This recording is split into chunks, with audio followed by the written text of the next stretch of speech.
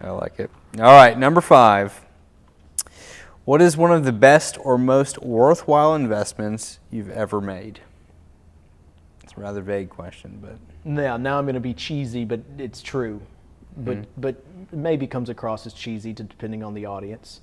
The decision, again, I'll go back to that 2016 shift. Okay. Prior to 2016, we were leading in a more traditional corporate sense of the word.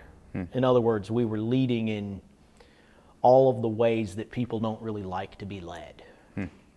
Selfishly leading, maybe you could say. From 2016, we started learning about empathy. 2016 is also when I finally read the book. Even though I'd heard of the book and had tried to read the book and had been told to read the book, it was a big book that was really boring. But How to Win Friends and Influence People. I finally read that book in 2016 and started to figure out and had the influence and the team enough to be able to actually practice what I learned. Whereas, maybe before I didn't. But I learned, and the best investment was in 2016 when I started investing in the people around me instead of just looking at them as means to an end. Yeah.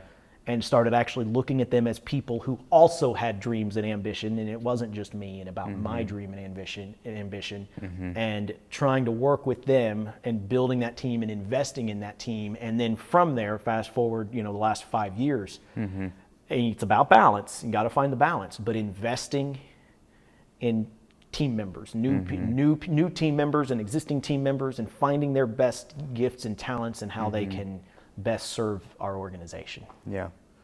I've often thought about, when it comes to one of the biggest challenges an organization is going to face, you can definitely consider competition, lack of resources, all those types of things, but talent management is a huge aspect of that.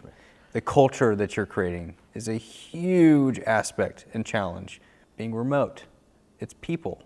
It's the people dynamics, and the more that you invest in that, the more influence you're going to have in individual lives, and the more fulfillment and purpose that's interjected into the culture, the better that culture, that place is going to be, and the more it's going to grow and expand. Absolutely. And that is something I think that you've done a great job leading that, and now you have other people that are fired up about that and want to continue to stoke the flames and make this an incredible place.